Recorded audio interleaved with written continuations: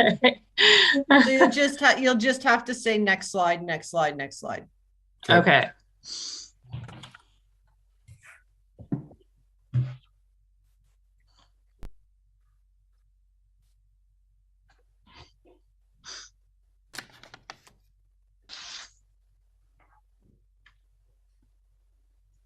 Ready when you are, Madam Chair. Okay, it's 9 o'clock on my phone. So good morning, everyone. Welcome, committee and those listening in and any participants. Disclosure of pecuniary interest or the general nature thereof. Seeing none, delegations. Please be advised that in accordance with Council's procedure bylaw, no decision will be made today on these delegations. The committee will do one of the following: refer the matter to staff for a report, refer the matter to future budget deliberations, or take no action. We'll go on to C1, Cheryl, Elliot-Fraser, President Claude Ricks, members of the Gloucester Pool Association, floating container cottages. Cheryl, would you start? Okay. Good morning, Mayor Burkett, Deputy Mayor Dunlop, Councillors Taylor, Cox, Bexworth, Stevens, and McIntyre, CAO Kennard, Township staff, and guests. Thank you for giving the Gloucester Pool Cottages Association permission to present our deputation today. Claude Ricks and myself, Cheryl Elliot-Fraser, will be presenting. We will take questions at the end of the presentation. Do we have the presentation up?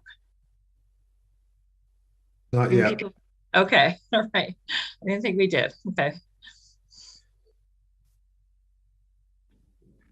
Allison, oh, you got it? Okay, good. Okay. Thank you. Okay. It's up now, Cheryl. Okay. Next.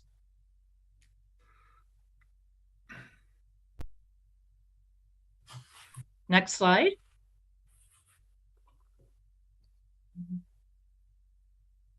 I think she's trying. Okay. All right. Okay.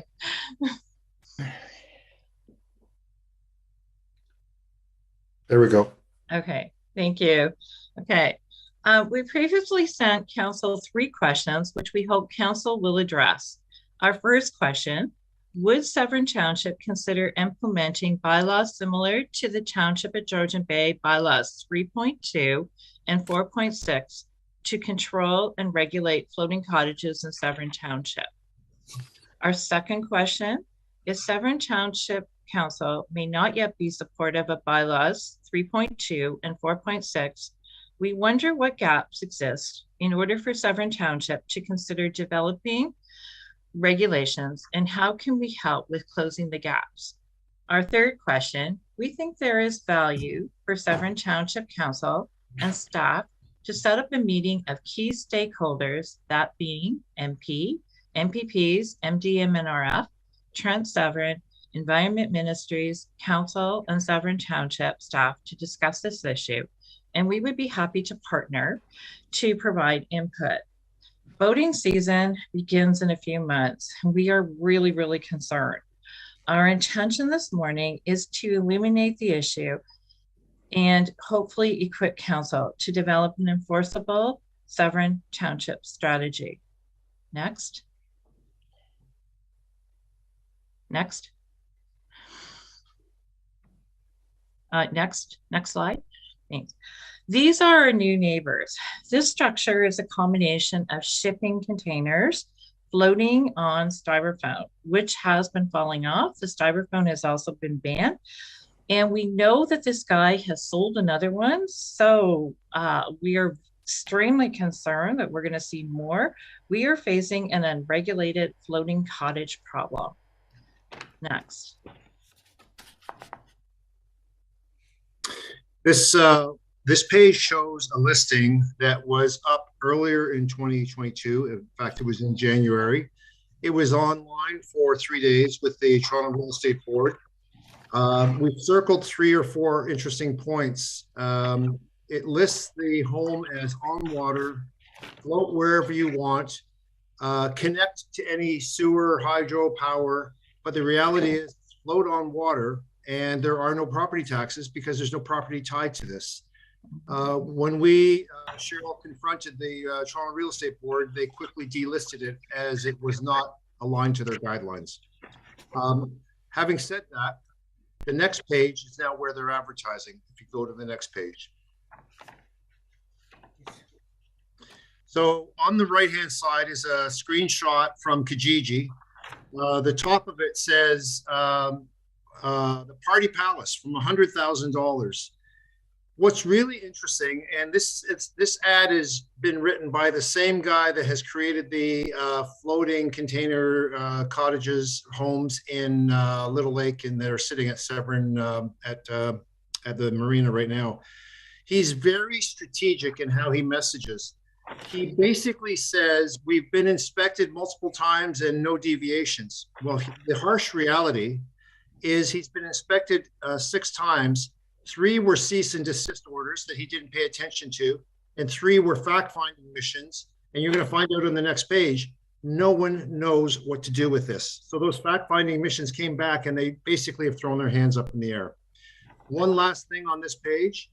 When you Google sea container floating homes, because of the way Google works, you get all sorts of noise, but there are probably a couple thousand entries in Google right now that you can find people doing this, people looking to build, or people selling these, not just in Ontario, in North America. It's becoming a big industry. Next page, please.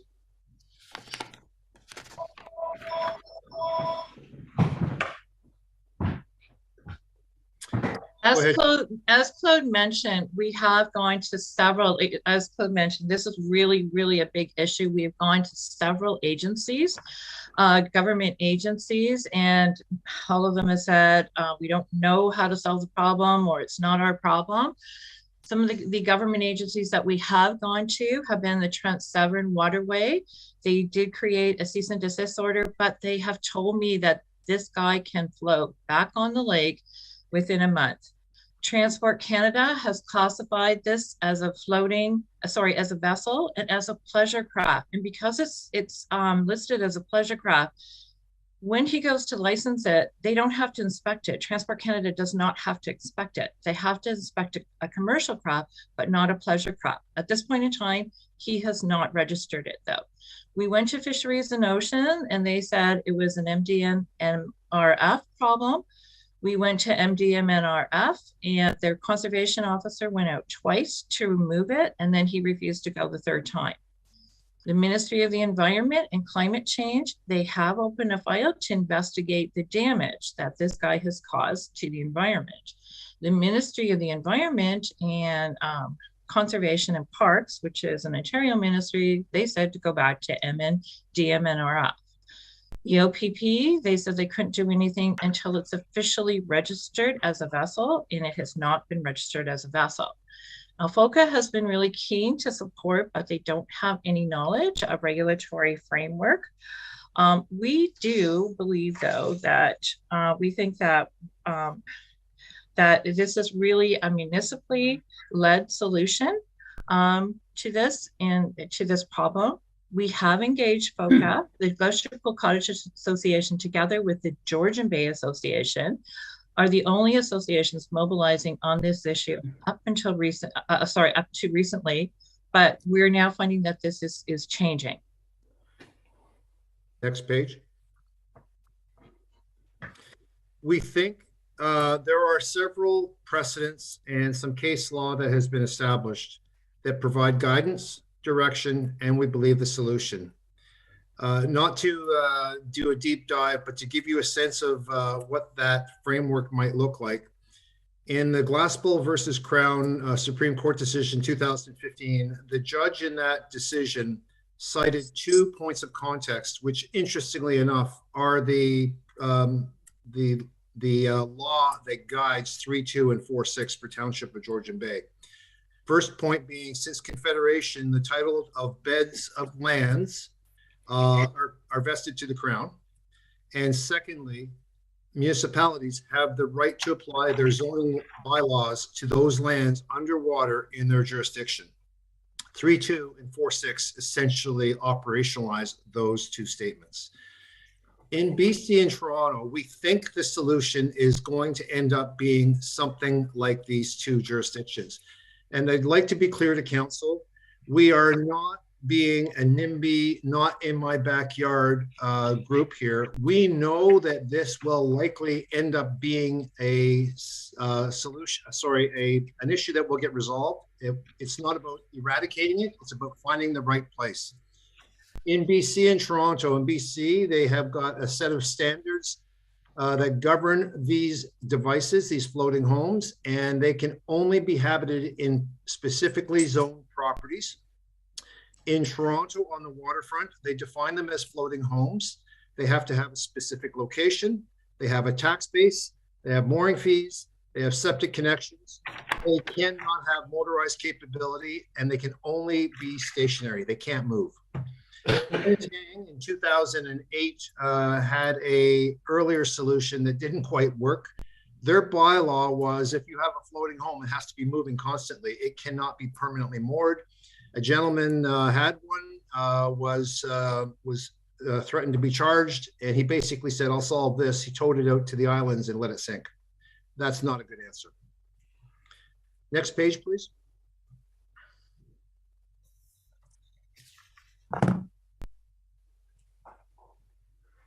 Sorry, thank you. Okay, good, Yep. thank you. Okay, so the Township of Georgian Bay does have two bylaws, which we believe do apply. They have bylaw 3.2, lands under the water. They have zoned the lake bed as lakeside and applies to structures that are anchored to the lakeside. Bylaw 4.6, floating in water, boathouses, barges, and dwelling units. It states that no one can attach a houseboat or floating living dwelling to the shoreline, crown land, lakeshore, and environmentally protected areas. Next. We think that these two, not verbatim, but are the essence of what the governing law of Ontario allows us to do. So we're hoping that they resonate with you. Next page, please. And as Claude just said, we believe that the township's bylaw 3.2 and 4.6 are the backbone of an enforceable regulatory framework. We do know that there are other cottage associations that have that are interested in this. I know that Lake Huron in the North Channel has already gone to their council and asked for a similar bylaws. The Carson Lake trout, they are going at the end of this month. We know that Bass Lake, Tailpins, Indian Point are looking at it. And the Georgian Bay Association, which is connected just over in the Honey Harbor area, they are definitely interested. They are looking at this. They have partnered with us because they have the problem over there in Honey Harbor area, and they're also joining forces with Tay Township and the Township of the Archipelago. So do you want to talk about the? Yes, I'd like to just add to that, Cheryl. Thank you. Mm-hmm. Our hope, Cheryl and I are not lawyers. We're just energized people wanting to get the right thing done. In talking to social circles and lawyers, the best advice we've been given is the province would be best served if every municipality had a framework that looked the same, so that we don't end up with builders saying, hey, there's an opportunity to go to Tay Township. They don't have anything happening. Let's go flood them. We would really like to see a framework that is across the province by municipality. And we believe this is a municipal-led solution. And the reason we believe that is every municipality has zoning bylaws and enforcement processes to do that. None of the stakeholders we've talked to are either equipped or have the capability or the desire to enforce bylaws. The municipality structure allows that to happen. And as we have pointed out there, the Township of Georgian Bay did release a press release 2 weeks ago stating that these are now no longer elite, that they can be that they can be attached or they can be floating in the Georgian Bay Township area. Next page, please. Okay, the Gloucester Pool Cottage Association is energized to work with council to develop regulations. Just on Monday, there was Muskoka Region.com and Simcoe County.com published an article on this floating cottage. I think Mark Taylor has sent the link to everyone. But in that article, it stated he's going to be back on the water within a month. He has sold one, so we're concerned about where this is going to end up being. We are also concerned that we could end up seeing a floating cottage trailer park showing up, and that's our big concern. We would like to see these permanently moved from all of Severn Township's lakes, not just our lake, but we don't even want to see them on any of the Severn Township lakes. Mm-hmm. And we believe that this needs to be a municipally led solution. Next page. Okay. We want to work together to prevent our worst fears, that being a floating cottage trailer park. Are there any questions, or we're hoping that are there clarifications that you would like us to provide? How would we, and we're just wondering, are there any questions? Is there any way that we can assist you? And thank you so much for allowing us to present. And this is a very big interest. Okay. Thank you, Cheryl and Claude, for your presentation. Well done. Member Burkett, you have a question? Thank you, through you, Madam Chair, to both presenters. Well done. You've given us lots of information, and I can tell you when Adam Chambers was elected, our new MP, this council reached out to Adam, and that was the first concern that we had. We made him aware that one of his primary objectives was to help us with what was happening within our municipalities. And Adam has been great, to the point now that we are, and not all of council can sit in on this meeting. There's 3 of us that will be sitting in on it, Deputy Mayor and Councillor Taylor. We have a meeting April 1st with the Ministry of Northern Development, Mines, Natural Resources and Forestry, hoping to come up with some sort of resolve to this huge problem. But I do have a question. The bylaws that Georgian Bay have enacted, and I presume there is a floating or maybe 2 floating cottages in Georgian Bay, have they been able to remove them based on the bylaws they've enacted? Sure, I'll take that. Claude? Okay. These bylaws have just been published. Their intent is to do that. They have not taken action yet. So supplementary, if I may, through you, Madam Chair, if I may. Yes. So we all know that whenever a bylaw is enacted, the culprit that's committing the infraction always has the opportunity to challenge it, correct? So I'm curious now what will happen when it ends up in a court of law. Cheryl, and I know you can't answer that, but down the road. Cheryl or Claude, whoever could answer. Mayor Burkett, our point of view is that the bylaw is grounded in law. In terms of Crown land, lands underwater at the shoreline are governed by Crown property, M&R, provincial, but the municipality has the right and privilege to zone those lands. That's irrevocable, and we believe the bylaw is basically operationalizing that law. Yeah, thank you. Okay, Cheryl? And I just want to add to that, it's like Claude said, that Supreme Court ruling from 2014, that will give them the right to implement their bylaws. They are, though, in the process of developing a process in terms of how they're going to enforce the bylaw. And that's supposed to be coming out by the end of this month. So they're looking at what the step process is. So they have said it will come out at the end of this month, and they will be sharing it then.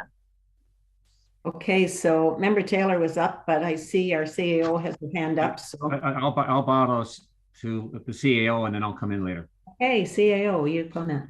Oh, I was just going to say the enforcement in Georgian Bay will be really interesting, because zoning enforcement is typically against the property owner. So if they are attached to Crown land, then we would be trying to enforce against the ministry, which is why we're hoping to work with the ministry to come to some provincial solution. But it will be hard to enforce against the person, because you have to enforce against the landowner.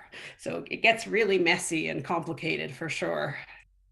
Okay, Member Taylor and then Member Cox. Yeah, through the chair. First of all, I'd like to thank Claude and Cheryl for coming today. They are energized, and rightly so. We want to stop this thing. But what I'd like to ask on, as a result of their presentation, they did ask for 3 questions there, and I would ask if we could get a staff report so that staff can think about the context to each question and then come back and answer it. And I'm not that we have to copy George and Bay, but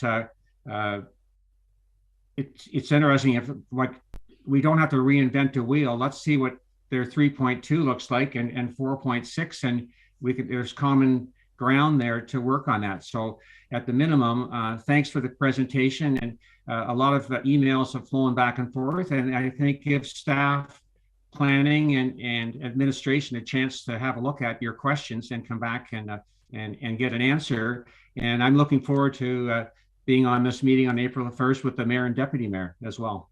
Thank you very much. Member Cox, Allison's waving her card here. It's okay. She can go. Allison? So just process-wise for council. So council, I know Member Taylor, you had a verbal report that we were going to pull up. Yes. Did you want to leave your request for staff report to that item, or did you want it as part of the delegation? If I could answer that, just the only thing changed, like I had the original questions come from Claude and Cheryl, but in addition to that, I think 3.2 has arisen in there as well, besides bylaw 4.6. So I'm not sure. I had originally wanted these questions at the planning meeting before, but Allison thought it might be best where the topic's hot here, and let's get these things answered together to make sure we haven't forgotten anything. So I'm okay with. I would rather if the motion could go based on their presentation, because that's most up to date, to comment on the 3 questions and their context to the questions, and then we can address mine G.2 after this presentation. Okay, well, Allison gets that ready. Member Cox. Through the chair, thank you, Claude and Cheryl. Actually, my concern actually clicks into what the CAO just said. It's all these different areas that are going to have the same problem. That's province-wide. So if we're talking about bylaws, and Georgian Bay does its bylaw, and then we look at doing a bylaw, I think somewhere along the line, right now at the very beginning, the province should be helping us out and making it a province-wide one.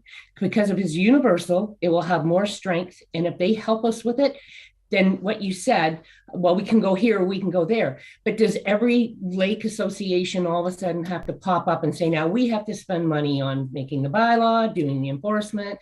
And it's like short-term rentals. Everybody's working for the same thing, but we need the province or the feds to back us on this and help us with these bylaws to ensure that they're strong, enforceable, and that no one's going to come back on us and appeal when we end up in court with finances coming out of our coffers and not someone else's. So I just really hope that when staff looks at this, maybe we can, and you have your meeting on April 1st, we need to all be in this together to make it strong. Thank you. If I could Thank just, you. Oh, Claude, yes, go ahead. Excuse me, I'd like to just add to that. FOCA knows we're having this conversation. Yeah.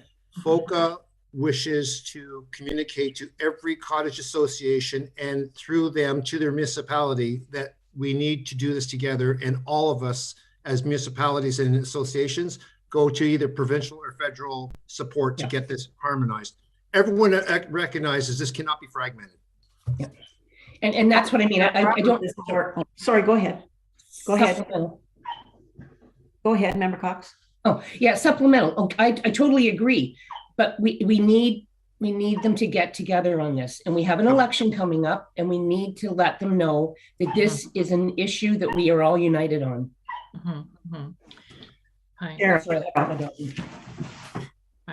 Cheryl, you go ahead. Yeah, I believe that, I think I recall that when you had Jill Dunlop and Adam, on that meeting, I think it was like a couple of weeks ago. Jill, that's correct. I remember Jill said something about that there's a possibility of going through the municipal fairs and seeing if municipal fairs could pass a bylaw that would help out with this. I thought she said something about that could be an option. but I mean, that could be something that could be looked into. I'm not sure about that. I thought she said CIO, something about it. did you have something to comment? I did, yes, thank you. I just wanted to clarify the meeting that's upcoming, because I don't think all of council is aware of it. So when MP Chambers and MPP Dunlop were here, we talked about hopefully having this large meeting with different ratepayers and all of council and things. What came out of that was the Ministry of, I think there's a bunch of ministries involved, but the Ministry of Northern Affairs is the lead. They've come out with a consultation that all of the public can participate in. So through that consultation process, they invited different ministry staff and township staff to a meeting. So we asked if we could bring a couple of our council members. I did mention it to Cheryl yesterday, and I understand they are also participating in the same public process, but in a different event. So we have an event and they have an event. So the ministries as a whole are looking at this, and they're looking at, you know, what it is they can do. So we get an opportunity to come and share our concerns. I know Cheryl in her organization has the same, and it's open to all of the public for consultation. So they are looking at it. What comes out of it, I don't know, but it's good that they're allowing us to share our concerns. So I'll go to Member Burkett, then Member Taylor, and then if any staff would like to comment after that, I'd like to go to staff. Member Burkett. Thank you, through Madam Chair. As part of that staff report, and maybe someone can answer it now, when Georgian Bay passed those bylaws, is it only the water or the land under the water that is closest to the land? Or what if a container is moored out in the middle of Gloucester Pool? Do we have any right to remove them when they're out there if they're not tied up to a piece of land? Cheryl, if you can answer that, that'd be great. Yeah, so their council has been looking into that because they are concerned about the all these different vessels that are being moored out there. Apparently they're looking at applying it to vessels that are being moored out in the water, and especially out in the Georgian Bay area. They have a lot out there, and they want them off the, and right now they are limited to only allowing them to be, I mean, they can moor for a certain number of days, but now they want that changed. Member Taylor, you had a comment? Yeah, just a comment through the chair. Lori had informed Cheryl about this meeting coming up on the 1st. It's great. In the meantime, Cheryl's come back with a lot of recommendations there, not only on the water, but also on the land. We have a big issue with Crown land and campers. And to me, looking at the situation on water or land, it's flagrant abuse of public property. That's the way I look at it. And we got to get some controls, and thanks again for that. Thank you. Is there any staff that would like to comment at this time? Okay, seeing none, clerk. Thank you. And then I would suggest, just if there's any more direction to staff, that we might hold it to Councillor Taylor's new business item. So, okay, could you put that motion up on screen so we could all see it, please? I generally don't have the ability to do that, but I will read it out to you. So, okay, 1 second. So the motion, Allison, 1 sec. Member Cox had her card up again. Yeah, through the chair to, I don't know, someone. If we pass those bylaws like Georgian Bay did, what does that do to the average pleasure boater who moors in a bay for the weekend or for a week? That's a subtlety. That's a subtlety that is beyond our pay grade. And I can tell you there are some other people, specifically barge owners, that are also concerned about this bylaw, that it doesn't impede their commercial capability to go fix someone's dock. Yeah. So Cheryl and I are way beyond us, but this is about getting the culprits that need to be. Oh no, I understand. Yeah. I just think we should remember those in the back of our mind, those other ones that will have to moor for a while. Okay, thank you. Member Taylor? And one answer might be, if it's not registered, that's a problem. I would think a person with a personal watercraft, it's registered, and also barges. So that might be an answer there. Okay, thank you. Allison, do you have a motion for us, please? I do. The motion reads that the delegation from Ms. Elliot-Fraser and Mr. Ricks of the Gloucester Pool Cottage Association regarding floated container cottages be received, and the staff report back regarding potential zoning provisions regarding similar to the Township of Georgian Bay, including a response to the Gloucester Pool Cottage Association's 3 substantive questions. Okay, I have a mover and a seconder, please. Moved by Member Taylor, seconded by Member Cox. All in favor? That's carried. So thank you again, Cheryl and Claude. Please stay with us. We're just going to do a quick consent agenda and then we'll go right on to G2. Okay? We won't be long. Okay, consent agenda. Does anybody want to pull anything? A Member Cox? Yeah, I sent mine into, into Allison. I think I had Allison. Which yes, one? I believe there were a few. So Member Cox, I believe you had D2.1, D2.3, D2.4, D2.5, and D2.6. Thank you. Okay, so let's go on then now and adopt our agenda. Wait. I think we missed one. Did that cover the, D2.5? I believe I said that one. Oh, I'm sorry. I didn't hear you. Okay, thank you. Yep. Okay, everybody all right? Okay, so let's adopt the regular agenda, please. Okay, motion reads that the agenda be adopted, including consent items, the exception of items D2.1, D2.3, D2.4, D2.5, and D2.6. Perfect. And mover and seconder, please. Moved by Member Stevens, seconded by Member Cox. All in favor? Carried. Thank you. Okay, so we're going to skip down and we're going to go to G2.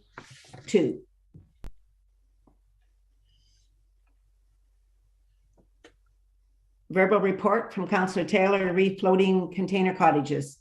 Member Taylor. Sure, I'll speak that through the chair. Yeah, so I had received these the 3 questions back on March the 8th from Cheryl and Claude, and then I put them forward to put on a future meeting, which is today. And in addition to that, since then, in the PowerPoint presentation, it did highlight a majority of these questions and also the press release that came up from Georgian Bay. So what I'm getting at is, in case we haven't missed anything from the PowerPoint presentation and motion, is that what involvement are we as a council have with Georgian Bay to make sure that we're, as some of the other councillors are saying, let's make sure we're on the same page here and how we can solve this situation. Does anybody have any other comments?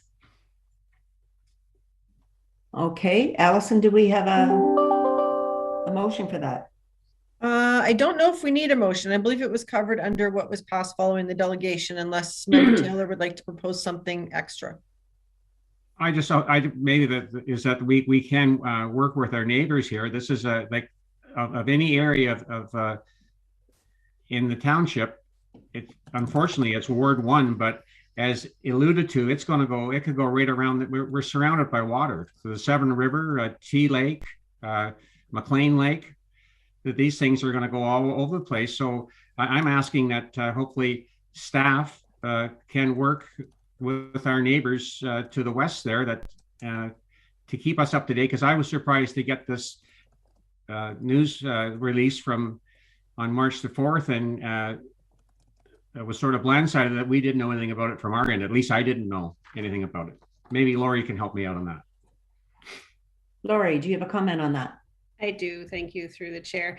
We had a really great connection with Georgian Bay, and we started out the process working with them, and then they've had a big staff changeover. We've kind of lost connection, but we will do our best to reestablish that and try and work together. So, yeah, through the chair, that's what I'm looking for, is that we can get connectivity with the 2 townships. So perhaps then, Member Taylor, I could have a draft motion for you. It's pretty simple. It's just that staff work with the neighboring municipalities towards a common solution on the issue of floating container cottages. Okay. Sounds good. Member Cox, you had a comment? Yeah, I did. It's obvious from the presentation that it won't be just Georgian Bay, it'll be Tay Township too, as they have a large Georgian Bay shoreline also. And I would assume tiny. So there's a lot of townships. So I'm sure they'll all work together, because everybody's I'm hoping will be on the same boat, because they'll all be in the same mess. Okay, so, and I would like to expand on that. We've got Ormadani written in Yep. here. I mean, we are surrounded by water. There's Lake Simcoe, Lake Coochaching, the canals. Mara? I mean, it's everywhere. And like Cheryl had said, we all need to be on the same page. And I don't even think it's just Ontario. I think it's, like they have said, it's everywhere. So if we can get as many people together, townships together, that'd be great. Okay, Allison, would you, Member Taylor? Yeah, so in summary, I'm through the chair, I'm happy with what Allison had read. Let's start with Georgian Bay first and work from there. Okay, Allison, can you read that one more time, please? Then we'll vote. Sure. The motion reads that staff work with the neighboring municipalities towards a common solution on the issue of floating container cottages. Okay, mover and a seconder.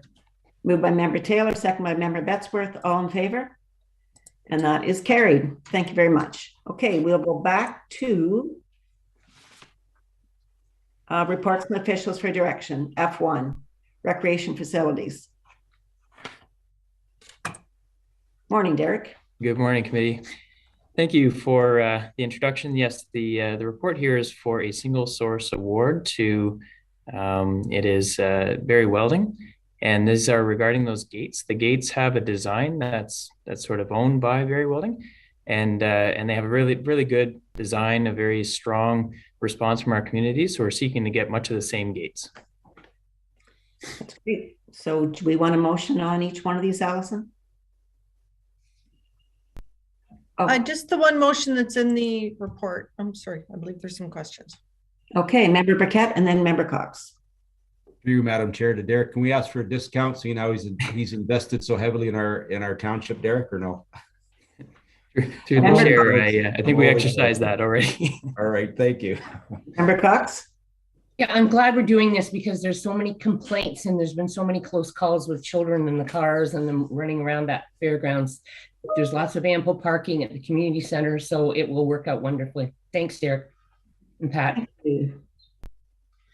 So, Allison? Certainly, the motion reads that Recreation Report number R22-006 dated March 23rd, 2022, with respect to Utah Trail and Coldwater Fairgrounds gates be received, and further that single source procurement for the purchase of the gates be accepted, and further that the project be awarded to Western Mechanical in the amount of $78,764 plus HST. Moved by a seconder, moved by Member Cox, seconded by Member Burkett. All in favor? And that's carried. Thank you very much. On to Public Works. It's all about you, Derek. Thank you, through the chair. This report's actually a long time coming. We had a correspondence back in 2018 regarding the speed limits on South Sparrow Lake Road. Staff were able to dispatch the Black Cat radar device. That's the sort of incognito version of collecting data for the operating speeds on that stretch of road. And the results of that indicated that we might not actually have a real speeding concern here, the 85th percentile being only 73 and the posted speed limit being 60. So our recommendation and the TAC recommendations from the Transportation Association of Canada indicate that the posted speed limit of 60 is appropriate. Thank you. Member Burkett. Thank you, through Madam Chair. To Derek, thank you, Derek. If everyone remembers, we reduced the section of Sparrow Lake Road from 80 to 60 some years ago. And as we know, as they cross Cambrian coming from Sparrow Lake, it's a 60 there. Is it a 60 or a 50 through around Lake St. George? Derek, do you remember? 50 through there. Yeah, 50. We've had multiple problems. So if they're doing 80, they seem not to slow down. So I'm happy that it's remaining 60. Thank you. Okay. Motion, Allison, please. Okay. Motion reads that Public Works Report number W22-010 dated March 23rd, 2022 with respect to a speed limit review South Sparrow Lake Road be received, and further that the posted speed limit on South Sparrow Lake Road from Cambrian Road to Buck Lake Bend be maintained at 60 kilometers an hour. Thank you. Moved by seconder, moved by Member Stevens, second by Member Bettesworth. All in favor? That's carried. Public Works, water meter, F22. Right. Thank you. And through the chair. So this report is regarding the water meter reading equipment replacement project that we had planned for this year. And the water meter supplier is Wanko Waterworks. And so this is actually a sole source request. It's there's not any other provider that matches our meter reading devices, and that provider has an estimate of $17,000 to replace the equipment. Any questions? I had one, Derek, then if nobody else has one. Can this money come out of our modernization fund?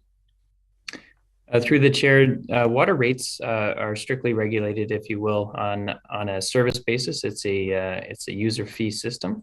And so any source of expenses should come out of the rates that are set for the water distribution system. Good, thank you. Andrew Plunkett, good morning. Good morning, Chair. I'll chime in on this one a little bit. There is no more modernization funding left. We've budgeted the use of all of it. Okay, thank you for that. No problem. We'll stop looking. Okay, Member Briquette, you're muted. You're muted.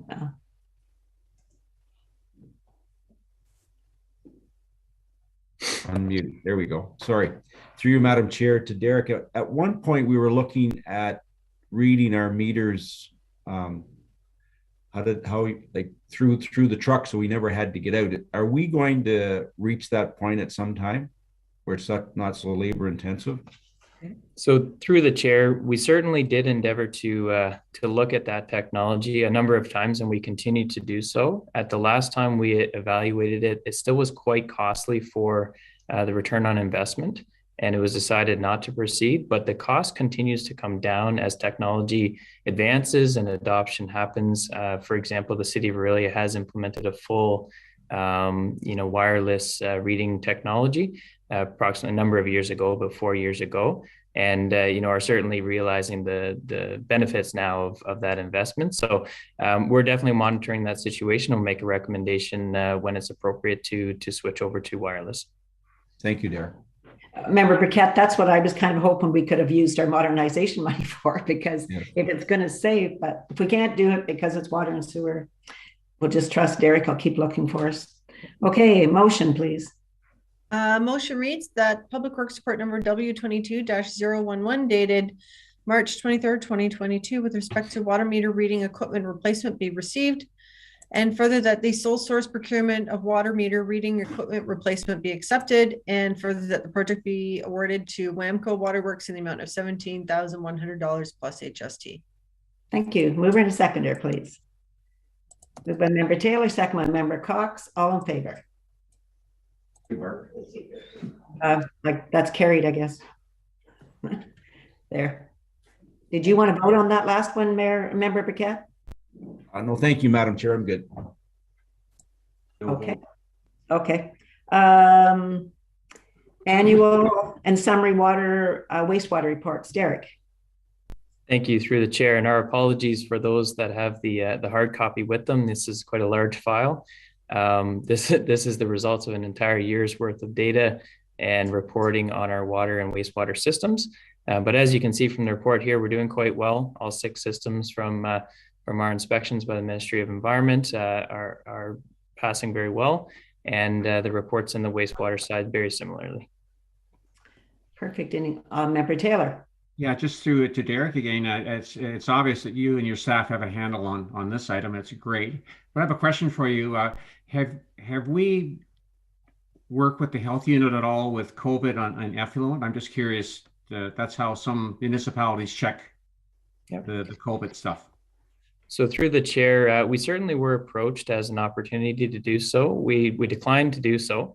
There was some funding, but not all. And no, we did not participate in that program. I know the city really did participate in that program.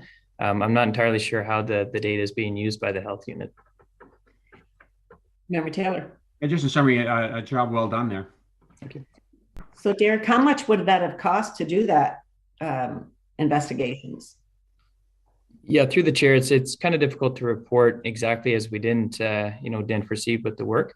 But the testing itself, I mean, it's both staff time, labor, and then also the lab equipment and the lab send-offs You could imagine each test for us can range anywhere from sort of $20 a test to $1,000, depending on what we're testing. So that gives you an idea of the range.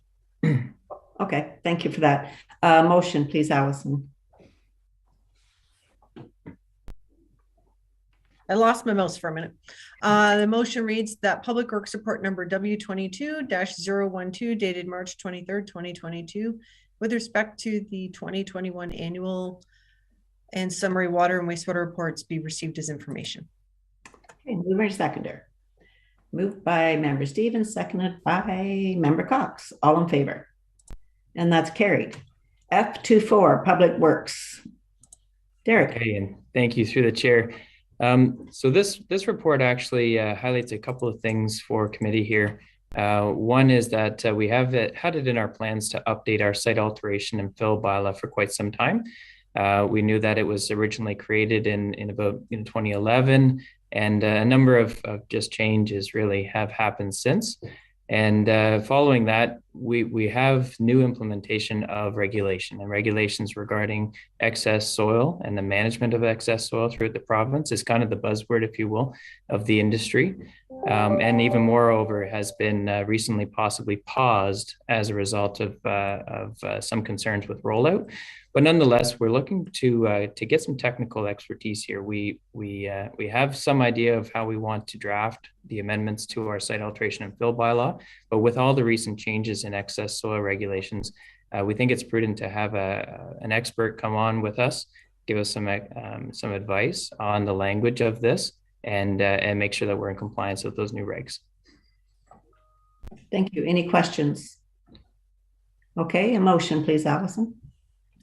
Thank you. Motion reads that Public Works Report number W22-015 dated March 23rd, 2022, with respect to site alteration and fill bylaw update be received, and further that staff be directed to retain Azimuth Environmental for technical support in the update of the site alteration and fill bylaw, and further that the cost of professional services required to perform the work be taken from the Capital Reserve Fund. Okay, mover and a seconder, please. Moved by Member Stevens, second by Member Betzworth. All in favor, please. And that's carried. Thank you. Madam Chair, perhaps before we get into the next item, if I can request like a 5-minute bio break, that would be much appreciated. Okay, we'll be back at 10 to 10. Okay, thank you. See you shortly.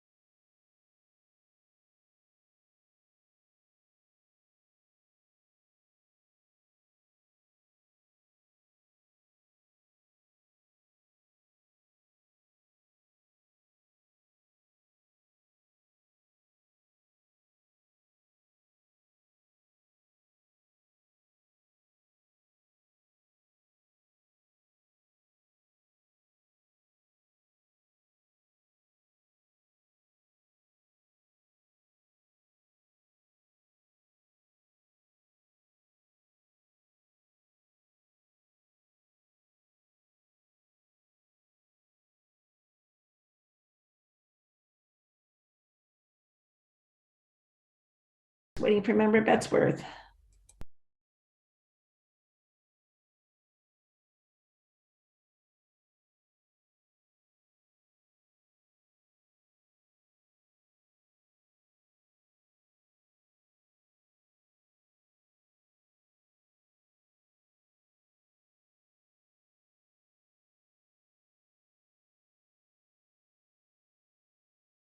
F31 Fire and Emergency Services. Morning, Tim, or Chief, sorry. Good morning, and thank you, Chair. This report is in regards to the fire service review. Chief, I think your camera's facing the wrong way. There we go. Morning, Tim. Right, sorry about that. So this report is in regard to the fire service review. Simcoe County Council directed the County of Simcoe to conduct a review of the fire services within this County of Simcoe. Pomax Consulting was the firm that was awarded the contract to look after providing the information for this review. Once all the information was gathered from the local fire services, they produced a report, and in that report, they produced 10 recommendations. We listed the 10 recommendations within the report before you, and with some thoughts on each one of those recommendations. The county is also requesting that if they could help in any which way or shape to address any of these, and at this time, we feel that we do not need the county's assistance at this time. Thank you, Chief. I sit on that regional review, and we felt as a committee of 7 that we could not be responsible for, I can't be responsible for Innisfil or Collingwood or anybody else. So that's why this review was sent back to our chief and for council to look at this. So any questions or comments on this report? Member Cox, then Member Burkett. Through the chair to Chief, this is a great report. And I read the report from Collingwood and Midland and Penetang, and it looks to me like they all totally agree. You all agree on the same things. The fact that these are all being done now and that everything is fine. So I am in favor of your recommendation. Thanks. And thank you for all your work on this. Member Burkett. Through Madam Chair, I don't remember voting to have this report done at County Council. So did it come through your committee, Member Dunlop? Yes, it hasn't come. So now, let me explain this. So now, like I said, we sat and said, like, I'm sitting on Severn. I can't say what's good for Innisfil, Collingwood, or anybody else in the county. So send it back to each individual chief and staff and council. Let them have a report. This will come back to regional review, and then it will go to county. Okay, thank you. Any other questions or comments? So Chief, then you'll be sending this back to regional review for us to look at this again? Yes, through the chair. Yes, we'll report back to the county. Perfect. Thank you very much. Allison. Thank you. Motion reads that fire report number F22-002 dated March 23rd, 2022, with respect to the County of Simcoe Fire Services Service Delivery Review be received, and further that the Regional Government Task Force be notified the information from the Fire Service Review has been received and reviewed, and further that the County of Simcoe be notified their offer of assistance will not be required at this time.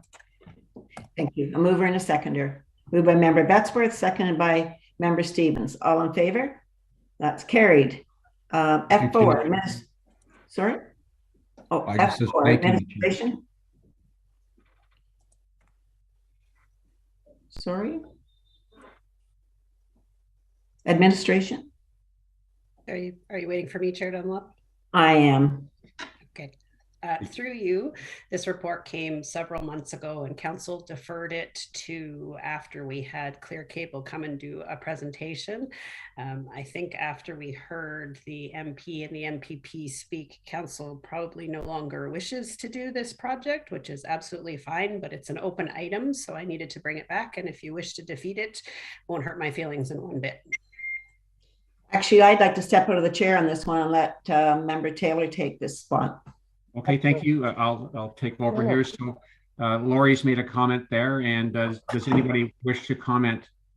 Member Dunlop, and then Member Betsworth, and then Member Cox. Thank you. So through the chair, I spoke to our MPP last week to ask her if she'd had any further updates on the government, on Minister Surma's report or letter to us, and she said yes.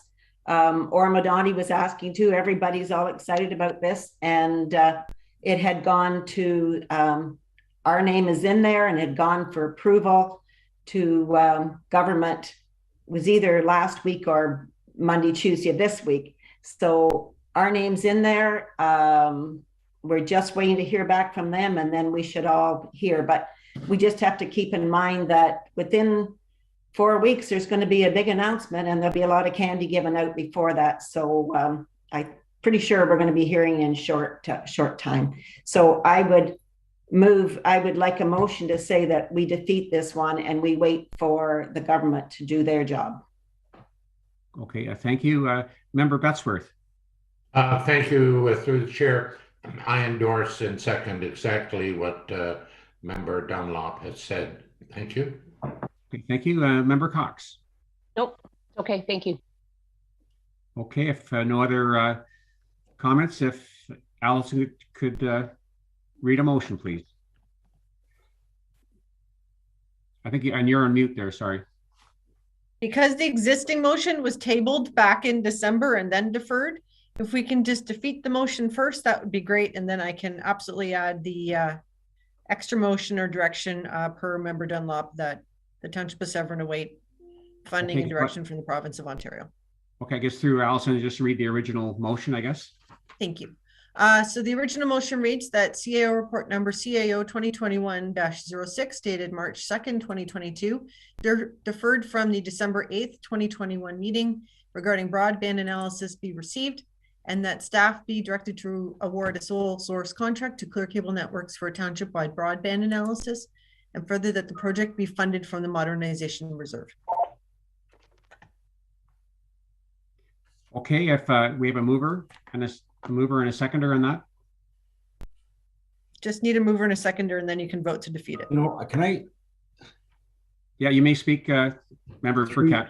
Through the chair, and I'm going to support this, but I still have no answer to my question. If funding is going to become available, and I think if funding is going to become available, I am still in the dark how they're going to provide service to all our residents in Severn. And it's a huge concern for me. But I'm going to support this, knowing that at some point when this announcement is made, I just hope that they have a plan as to how they're going to provide it. And without a plan, I'm not sure how this is going to unfold. It's great that they're going to give us monies, but who's going to do all the work, and where are they going to start, and where are they going to finish? So I do have some current concerns, but I'm going to support what Member Dunlop has put forward. So you're, just to clarify, you're supporting to say no to this motion? Correct, but I have concerns. I'm just stating that I have concerns with this funding. They haven't said how, and MPP Dunlop couldn't explain how, and no one has been able to explain to me how, when the funding does come, how, and we're not internet service providers. So how are we going to provide this service to all our residents? Okay, I'll let Member Cox speak, and then Member Dunlop. Yeah, through the chair. Well, from all the reading I've done and from the people I've talked to, it seems that the ICON program came out. The ISPs, the independent service providers, all put in RFPs. They had a reverse auction. The government's looking at those now. And I'm 95% sure that whatever comes to Severn, and I could be wrong, isn't coming to Severn itself. It will come through the SWIFT, because that will be the conduit they will use, because they're the ones that put out for the ISPs. Well, thank you for that. And Member Dunlop. Thank you, through the chair. I was told by Minister Surma that when it comes out, when it's been all approved, there's a group of them, I know Ora Madani is one of them, that all we are supposed to do is sign the permits. The government have their people that have applied to do these installs, and they will choose who's going to do the installs for us. I was told over and over in 2 different conversations with Minister Surma, you only will need to sign the permits and everything will be looked after at no expense to us. Yeah, thank you, Member Burkett. Through the chair, but still a vague answer, Member Dunlop, because we have no roadmap as to where the services are needed within our township. So that's great that they're going to provide this, and they're going to provide it to whom? And how will they know the pockets that are not serviced with high-speed internet? That's what my concern is, and no one has been able to give me that answer. Member Dunlop. So through the chair, I remember Clear Cable being here. They showed us a map. All the red lines showed us where there was no internet service in our township. Anybody can get a hold of the federal government or the provincial government, and they will tell you. How do you think these towers are coming in and know where they're needed? They know where because they've contacted the federal and the provincial, and they said, here you are. There's nothing here. Clear Cable gave us that map. They already know. Member Dunlop, I'm sorry, Member Burkett. Thank you, through the chair. I don't want to get into a huge, anyways. I know from Cottages that was given allotted so much money over on Severn Street as well as Canal Road. These internet service providers will go where they will get the most bang for their buck. So what they did was they left the 6 homes that are along Boyd Road, so they skipped around them, and they're going to do everything because there's more houses in that area for the amount of money that they had. And that's my concern. Like, that's great that there's grids. It will show who doesn't and who does have high-speed internet, but some of our residents are going to go missing. Anyways, we'll see what the province comes forth with. We'll see what monies are available. I'm anxious to see how it's going to unfold. And if we're not happy with it, we can always come back and ask this company to help us if we so choose. Thank you. Member Cox, I think you had your sign up. Okay, thank you. I think you should read it one more time, Madam Clerk, please. The one to be defeated, or the the original one that's on the agenda. Okay, so this is the original motion. So that CO report number CAO 2021-06 dated March 2nd, 2022, deferred from December 8th, 2021's meeting regarding broadband analysis be received, and that staff be directed to award a sole source contract to Clear Cable Networks for township-wide broadband analysis, and further that the project be funded from the modernization reserve. Okay, if I ask for a mover and a seconder on that one, please. Moved by Member Stevens, second by Member Burkett. All in favor? And it is defeated. And there's 1 no vote there. Did you get that? I did. Okay, I'll pass the chair back to the chair. I believe there's a second motion to come. Oh, you're right. I'm sorry. Member Taylor, Sorry. Give me 1 second here. I was just so excited to get to move on. The motion reads that the Township of Severn await funding and projects regarding broadband within the township from the province of Ontario. Okay, we got a mover for that one. Moved by Member Dunlop, second by Member Bettesworth. All in favor? I believe we lost Member Cox completely. Okay, but otherwise we're carried. I would mark that as a no vote then, or like an absent vote. Yes, I will. Okay. Now I'll pass it back to the chair.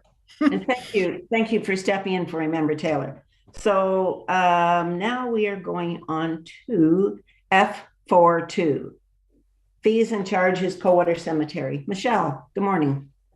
Morning, Chair Dunlop. Good morning, members of the committee. The report we have before you is just basically, we have reviewed the fees locally of many municipalities, and we have found that our cemetery fees definitely needed to be looked at, as they have not changed since 2012. So basically, we're just proposing to bring them to a current status. Okay, is there any comment on that? Okay, a motion, please, Allison.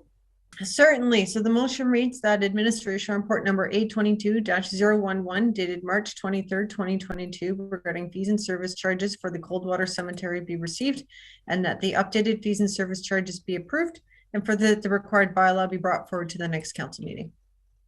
Okay, mover and a seconder or comments? Okay, moved by Member Taylor, seconded by Member Burkett. All in favor? That's carried. Thanks, Michelle, for bringing that forward. That's great. Thank you. Okay, administration report F43. I guess that's Allison. Thank you. So we're required under the Municipal Elections Act to have a joint compliance audit committee. The first time council would have heard of this would have been with the last election. The majority of municipalities across the county pursued a joint compliance audit committee, and it was received so well and operated so well that every municipality in the county, with the exception of, I think, the city of Barrie, is looking to join a joint compliance audit committee for this election. Part of the thing that's nice is that with the amendments that happened to the Municipal Elections Act, the clerk is now required to review the candidates' financial statements when they come in, which puts the clerk in a bit of an odd position to be then running the compliance audit committee for the municipality. So if we can delegate that role to the county clerk and let them run the compliance audit committee, then there's a bit of a disconnect between the person that reviews the financials and the one running the compliance audit committee that would be responsible for responding to them if there was a issue that arose. So with respect to costs, the costs are exceedingly minimal. Just let me let Councillor Cox back in. Here we go. The costs are exceedingly minimal unless we get a contested appeal of a compliance audit, which most I expect are fairly aware as to what's happened with the Township of Springwater since 2014. And that is now resolved and cost the municipality a significant amount of money. But outside of a significantly contested compliance audit, we expect that this would cost us very minimal. So, any comment? So I just have one, Allison. The county clerk, that's a lot of work to be put on them, is it not? It isn't. It isn't. They have staff that will help them with that on the running and operating of the committee. They've done it before, and they know very well what's involved in it, and they are prepared to do it again. The current county clerk was there in 2018 when the matter was done last time, and they're the ones that put forward the idea, and I believe have already reported to county council that they're amenable to the proposed idea. Okay, that's fair. Thank you. So mover and seconder, please. Moved by Member Taylor, seconded by Member Betzworth. All in favor? That's carried. Thank you. Okay, moving along to administration report for Marchmont Ratepayers Association. Who's taking that one? That one would be me again. Okay. So while this is more of a recreation related item, I tend to deal with all the regular agreements that happen with all of our ratepayer groups, and we were just looking to update and review the one with the Marchmont group. And when we reached out to them, we found out that they weren't really interested in pursuing the current agreement at all. They much more focused and want to be focused on just delivering programs and activities in the future. Their group is not as big as it used to be, and they just want to be able to focus on delivering stuff that folks would like within the community rather than spending their time flooding the ranks and maintaining the park and stuff like that. So unless, I don't know if the Director of Public Works has any other comments, but it's fairly straightforward. I think in a lot of places and a lot of municipalities, we're seeing this change start to happen. But I mean, they're still very active. They're very excited about delivering programs and stuff. But the last couple of times they've done stuff, it was actually at the Warminster Legion. So because they needed an inside space. So they kind of go where the program fits. Okay, and maybe they're growing out of that. So Member Betzworth and then Member Cox. Thank you, Madam Chair. I fully endorse the association's request here, and this is just a headache for them, and so I'm in support. Thank you. Member Cox. Yeah, through the chair to Derek, if he's there. The concern I would have is that this is another rink in the winter. This year it wasn't bad because the arena was shut down. So I'm thinking that we may have to be looking at some staffing on this, and also an increase in our recreation budget, because if we have to do the boards or do anything, and it was just a question on staffing. Hey, Derek, or I see Pat's here too. Derek, would you like to speak? Oh, there's Pat. Through the chair to Member Cox, yes, that's a consideration that we have to deal with for the 2023 budget. Remember, in 2023, we have a grant that was accepted to put in multi-sport courts. So next week, I'm going to be out in the parks getting some details on locations. The multi-sport court that I proposed was also that it could be flooded, and we were looking at potentially replacing the outdoor rink with the multi-sport court in that location. But again, like if it needs to be a rink, yes, there is staff time, and that's why we proposed. And most of our outdoor rinks don't operate until at least January, so I think it fits well with the 2023 budget to get that in line. For a presentation to council. Okay, thank you very much, Pat. Thanks for that update, Pat. Any further questions? Okay, a motion, please, Allison. Certainly.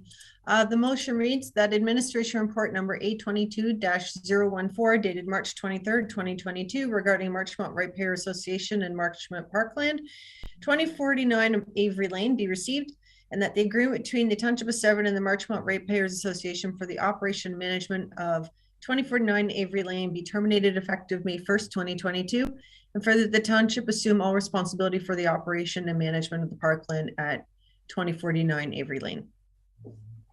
Mover and a seconder, moved by Member Besworth, seconded by Member Cox. All in favor? And that's carried. So now we're going to go back up to the consent agenda. Correct. First, you have a standing item that was in the agenda, so it's G1. And that's the correspondence from Chippewas of Rama First Nation. Okay. Oh, I'm sorry. Oh, okay. G1. Member Laurie Kennard, please speak if you'd like. Thank you. Through the chair, at a staff level, we discussed this earlier in the week, and we expect that council will, of course, want to respect their wishes. And typically when new names come forward, we ask for 3 because we have to check 911 to make sure that there's no conflicts. But we thought that perhaps council may wish to respond to Rama First Nations to say, of course, we would be happy to honor your request. We ask that you put forward 3 names that might be meaningful to you, and typically when we change a name there's a fee, so we would suggest that council waives that fee. Any comment? Member Taylor. Yeah, through the chair, I'd like to know whether staff could have a report in addition to what Laurie said, that so what are the ramifications there? Like how many properties are there, and what's involved with a change of address? Like, is it, I know besides mail and driver's license, what about ownership and all that stuff? And is there a cost to the township to that? And what would that cost be? CAO?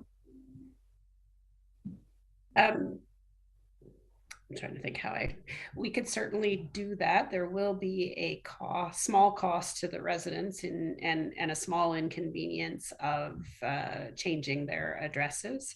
That being said, I think it would be very difficult and not terribly appropriate to not support this request. So I'm not saying that. It just generates extra work that probably won't change the outcome.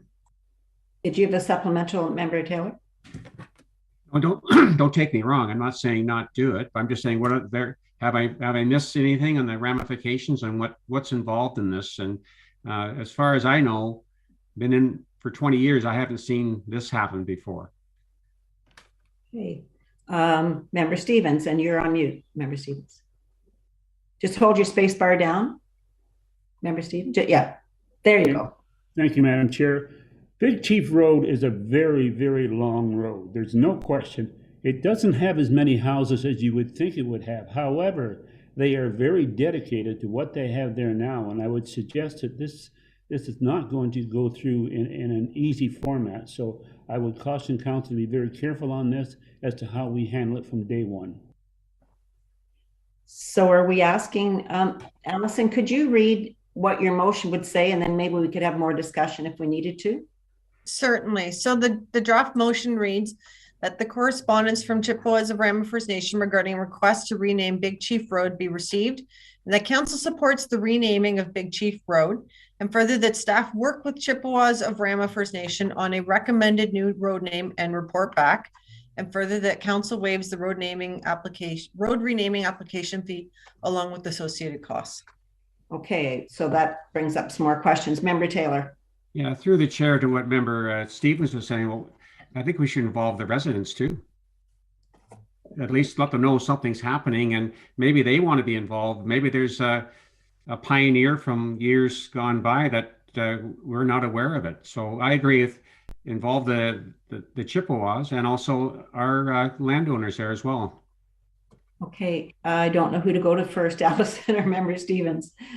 So typically with our road renaming process is that once we have a draft 3 names is that we would send correspondence once we check against 911 to make sure there's no conflicts. We do send correspondence to all the owners that would be impacted by it. So, and then seek their feedback on that issue. So this isn't something that's going to come back in 2 to 3 weeks. This is going to take some time, but it's a similar process we undertook for the recent Rose Street renaming, where we did send correspondence out to all the abutting property owners, and they have the opportunity where we gave them a name. In most cases, it does help people to know what the proposed new name is or options for names would be. So they have something that they're providing feedback on. So if it were to be, say, Joe Street or John Street, they can say, no, well, we like Billy Street. And then they're actually providing constructive feedback back. So often that's where how the plan would be. So we would engage with the First Nation, obtain some names from them, check that against 911, and then we would send correspondence to everyone on the road to seek their concerns, and things like that. Okay, Member Stevens, and you're muted, Ron. Just hold your space bar down, and there you go. Thank you. Yes, thank you, Madam Chair. I would agree if we are going to include everyone in this process and have input from them, I would certainly withdraw my question with this and see how we go on the first round. So they both have very dear not conflicts, but ties to that whole area, and let's not create a situation that we don't have to create. Thank you. Member Taylor? Yes, through the chair, just back to Allison. But we're not officially asking for input. We're asking for the name change to come from the First Nations, but I think First Nations and the residents too. Like, why not? Maybe we might get five names there. Well, and we can certainly discuss at staff and with the First Nations as to how to propose a collective approach to that. Member Cox and then Member Betzberg. I think you might find that Chippewas of Rama might just say, you know what, just as long as it's not this name. But I think we need to start the process somewhere, like Allison said, and let's see what they say. And if they don't come back with anything, then we should be, I mean, obviously we're going to involve all the people who live on that street. But as long as everything's involved, then we'll be fine. Member Betzberg. Thank you, Madam Chair. I support Member Stevens' approach to this, and I think we should start down the process. Thank you. Okay, so my comment is I'm not sure that motion is what we want, because you're saying council's in favor of it, and it doesn't sound to me like everyone is right now. So could we take this for information and ask for staff report back, or? I through you, Madam Chair, I don't know if that's really going to help us. I think where staff is going, maybe I could add in principle, so that council supports the renaming of Big Chief Road in principle. Because then you're not committing to the actual name change. You're just saying, in the name of truth and reconciliation, we recognize that there's an issue here and that we're willing to review it and report back. So part of the motion is that staff will report back. So that is already in the motion that's proposed. Okay. So perhaps the addition of those two words. Because we've already said we're going to be in contact with the residents that live there, but what if they deny it? So that's just plain devil's advocate here. That's all. Okay, Member Burkett and then Member Stevens. Thank you, through Madam Chair. I don't know if we need a staff report. I think Allison has a handle on it. What we need to recognize to Chief Williams is that we are in the process of changing the name, and we are working towards a new name. And staff will bring it back for our consideration. And of course, we'll involve the residents as well. Member Cox. Yeah, through the chair. And I think in the whole matter of truth and reconciliation, we need to honor what they've asked us, and we need to proceed with this. So, and through that note, perhaps I can add a couple words to the motion then. So the second paragraph would be amended to read that, and I'll reread the entire motion when we're done. But the second paragraph would then read, and further that staff work with Chippewas, Arama First Nation and residents on a recommended new road name, and that staff report back. So we are admitting right now that we are going to change that road name. Is like, that's what I'm getting from this motion, that yes, this road is going to be changed, the name, and maybe it's not going to be.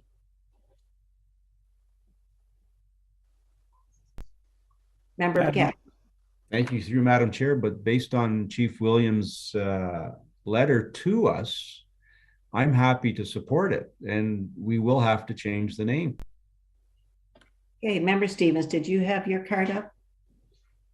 Yes, I did. Thank you, Madam Chair. I still think that we have to have input from both sides on this. I mean, we've had people who live on that road for many, many years. We have the native population who have been there far longer than that.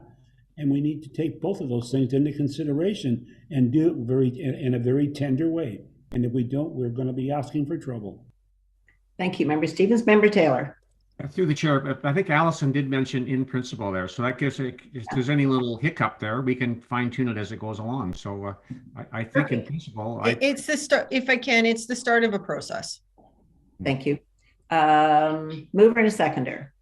So do you want me to reread the entire motion just so council knows? Maybe you should. That'd be a good idea. Okay. So that the correspondence from Chippewas of Arama First Nation regarding a request to rename Big Chief Road be received, and the council supports the renaming of Big Chief Road in principle, and further that staff work with Chippewas of Arama First Nation residents on a recommended new road name, and that staff report back, and further that council waives the road renaming application fee along with associated costs. Mover and a seconder. Moved by Member Burkett, second by Member Taylor. All in favor?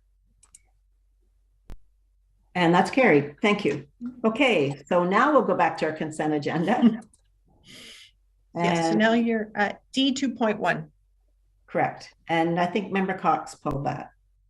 I would just like to support this motion. I think it's something that is showing up more and more in our society, unfortunately.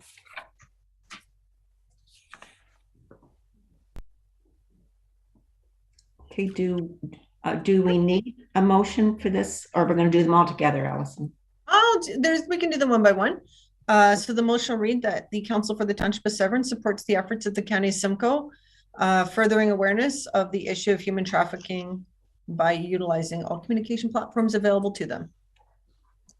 Okay, mover, seconder, moved by Member Becksworth, seconded by Member Cox. All in favor? And that's carried. Okay, well, on to 3. Correspondence from Soldier Memorial Hospital. Member Cox, did you pull that one also? Yes, I did. I would like the township to write a letter in support of the hospital expansion or the renew. And I would hope that each member of council would also write one. This is something that Carmen brought to our advocacy meeting last week when I was at it. And there'll be another meeting this Friday morning about it. So it is very important that we get this now, and as Carmen says, strike while the iron is hot, because The government has been handing out money to other different hospitals and healthcare. Soldiers was 100 years old, parts of it are. So I believe that we all know how important this hospital is to everyone in our township. So just to clarify, you want not just mayor and council's letter, you want each one of us to write one? They're saying we can do mayor and council, but if you want to do a personal one, we really would like that, only because we don't want form letters to go out. We want people to state why they believe that this hospital we need the expansion, but it's up to different members. We can do the whole one as it is. And if anybody wants to do a personal one, they are welcome to do it. Sounds good. So any other comments? Okay, Allison, can we have a motion for that, please? Certainly. The motion's simple, that the Township of Severn send a letter of support for Soldiers Memorial Hospital's capital redevelopment project to the Ministry of Health. And mover and seconder. Moved by member Cox, second by member Betzworth. All in favor? Just a minute, sorry. We just hold on. Allison, you are going to CC it to the other people on that motion, right? Okay, thank you. Sorry. Okay, all in favor. And that's carried. Thank you. Okay, number 4. Member Cox? 2.4? Yes. We pulled that, right, Allison? Yes, we're at 2.4. No, I just wanted to know how it was going to be paid, and I think I already found out. Sorry, I should have phoned you back and told you not to worry about it. But I think, oh wait, obviously someone else has a question. Member Burkett? Thank you. I pulled this as well. So I'm sorry. There you go. Through you, Madam Chair, I just wanted council's blessing. I had the opportunity the other day to stop by. I saw a car out front of Lake St. George Community Center. I went in, amazed to see what they've done with the floor upstairs and what they've done with the floor downstairs, but also the new furnace. And I'm asking council, I know that we've already paid the bill. I'm asking council to support this community center. For 2 years it's been closed. They haven't requested a cent from us in the 12 years that I've been here. And I'm hoping that council will just allow us to just absorb the cost for the new furnace without having them to pay half at this stage of the game, because they haven't got the money.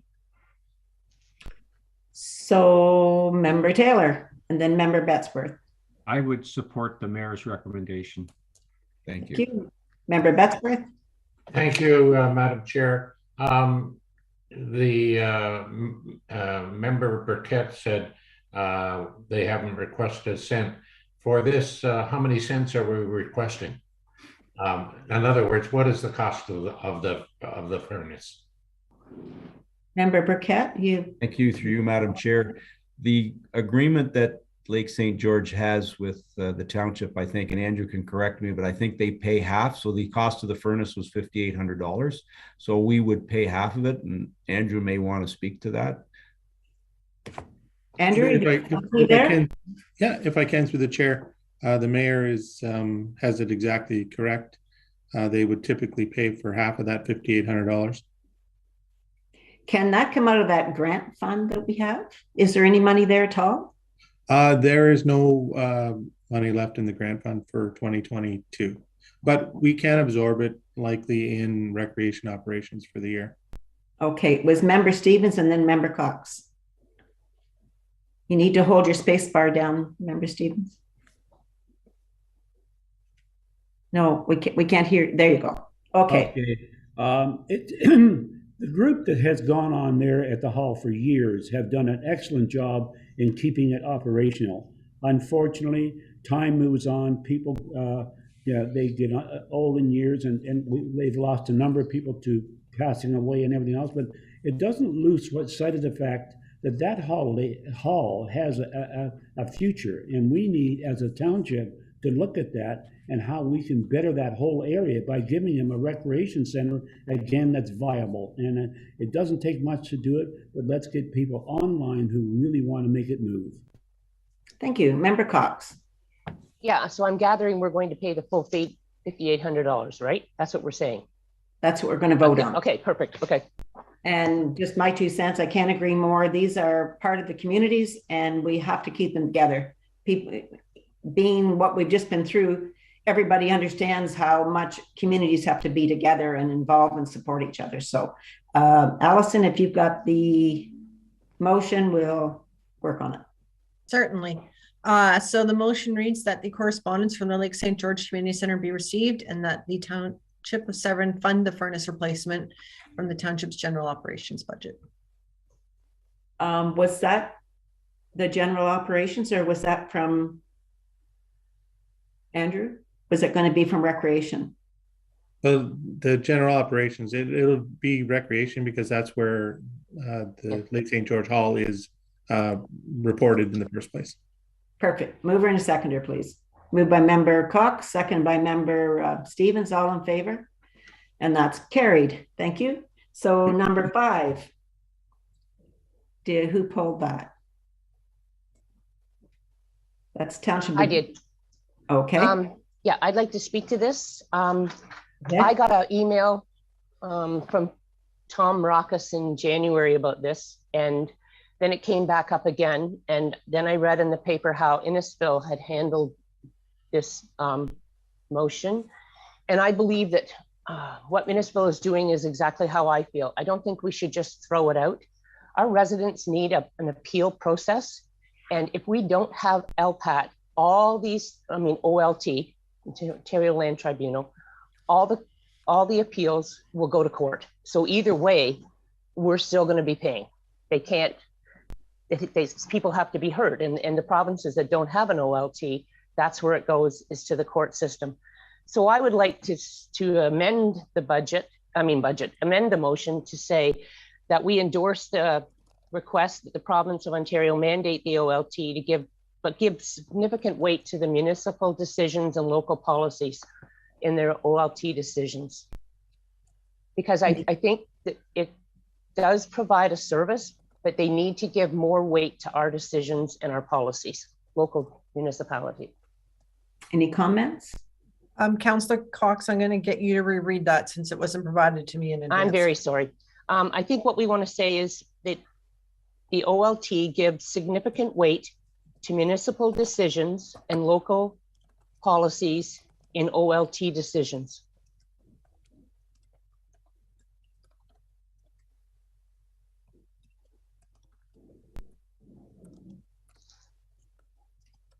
Would you like her to read that again, Allison?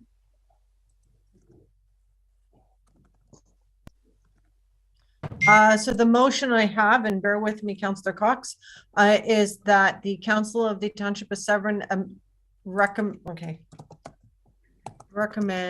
that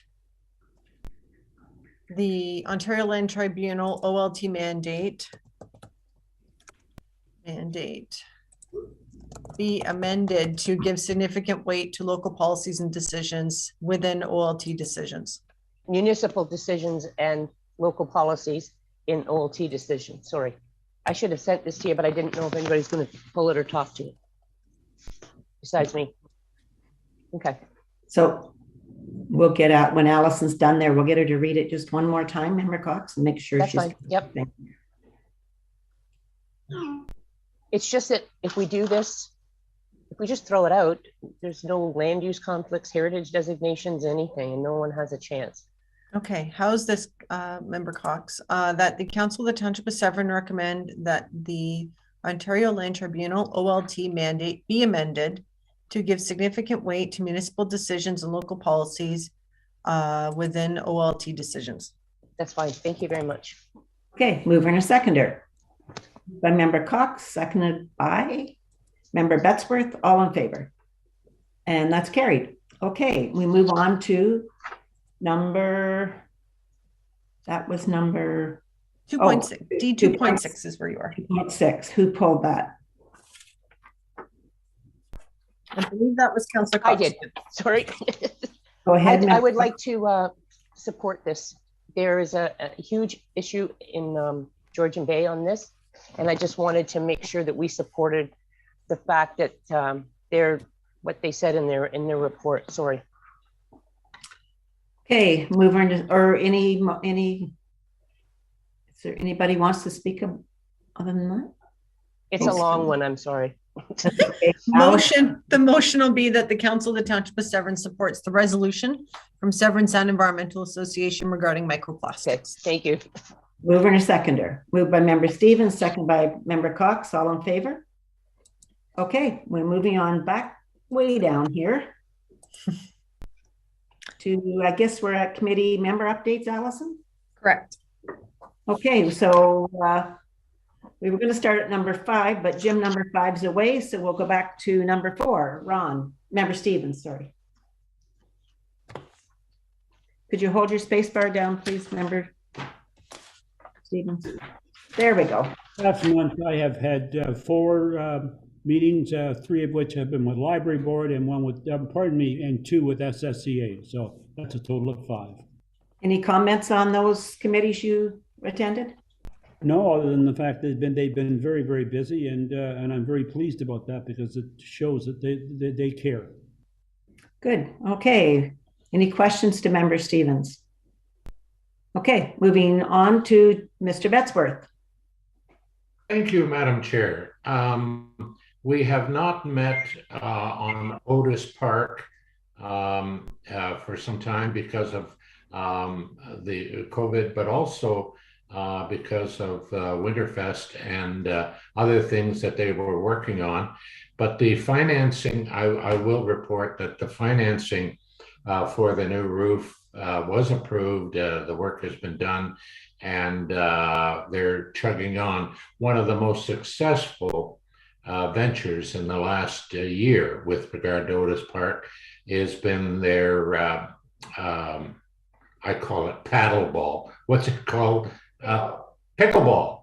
And they've got a very active league going on there that's generating revenue and helping the use, the whole use of the roller skating rink. So that has been good. The AGM is coming up in a week's time, and we will have more to report next meeting after we go through our annual general meeting.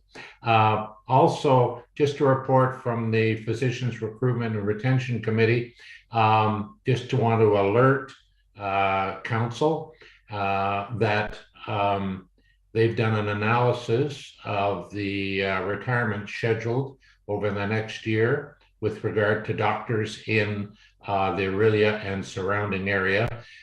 Fortunately for us, we have adequately well looked after Coldwater, but there are physicians that have indicated to our chair that they will be retiring, and the job just goes on with regard to continuing to recruit. We have still an opening for a mental health provider and a couple of others, but it's the family physicians that we're concerned about because they are the engine that generates the train with regard to secondary care. So I just want to know, we've identified 6 in this next little while, and that's of deep concern to us. Hopefully coming out of COVID, that there'll be more movement amongst physicians that we have got a string on with regard to going back to now and seeing if they're in a position to make a move to the Orillia area. But it is an ongoing concern for us, and we're working on that.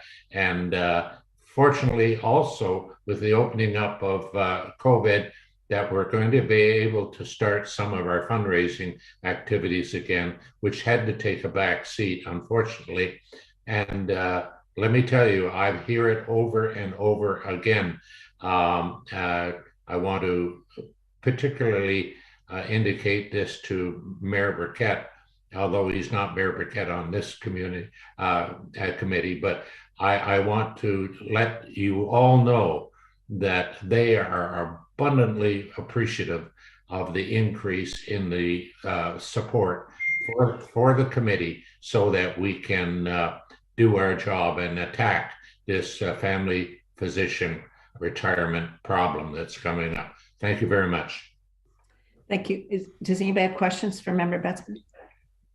I'd just like to thank him and the committee. It's a lot of work and volunteers doing it. It's excellent job. Thank you. Thank you. Okay. Member Betzworth, has Otis Park ever applied to the lottery fund? I believe they have.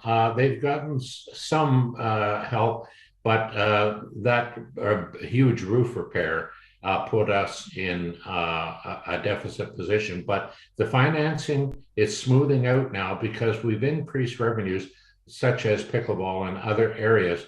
And I'm looking, when I go to the AGM, to find out the financial statements coming out of Winterfest to see how we did on that day. And I'll report that on the next meeting. Okay, I just can't stress enough that we see our lottery money coming in, and if Otis Park would just keep applying, maybe one of these times they'll win that lottery. Okay, so we move on across to Member Cox. Yeah, okay. Chamber meeting yesterday morning. They're going on with the boat show, and they're also going to have a cottage show with it.